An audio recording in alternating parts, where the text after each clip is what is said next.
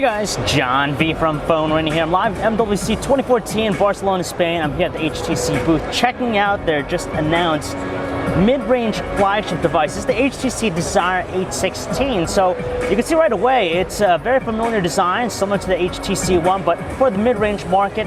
So instead of having that unibody aluminum chassis, you're going to have a plastic body, and it's uniform.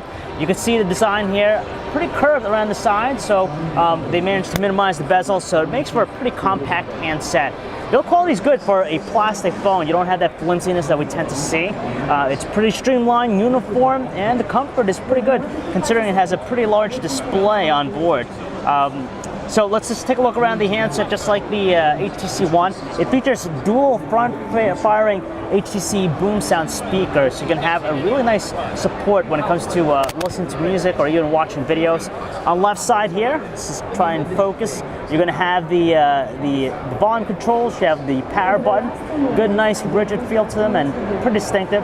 Up top, you have a 3.5mm headset jack. It looks like you have one of the microphones right there. On the back, you have a 13-megapixel autofocus camera with an LED flash, of course, 1080p video.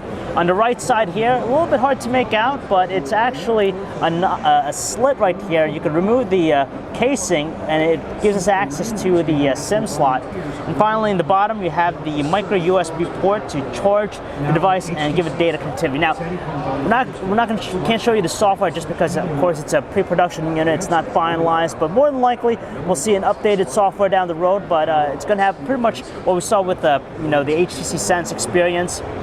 And the other thing, nothing to note about is the front-facing camera. It's a 5-megapixel wide-angle lens there, so you could have a lot of people included, and of course, 5-megapixel. That's pretty much what you get on some mid-range devices for the rear cameras. The processor in this is going to be a Qualcomm Snapdragon 400 processor. It's a quad-core clocked in at 1.6 gigahertz, and you can see just the form factor, the size. It's pretty nice considering the large display it has to offer. So as you can see, it has a pretty massive display. Like I said, I can't turn it on, but it's a 5.5-inch 720p display, so you have a large amount of real estate to work with, and of course, it gets into that phablet range.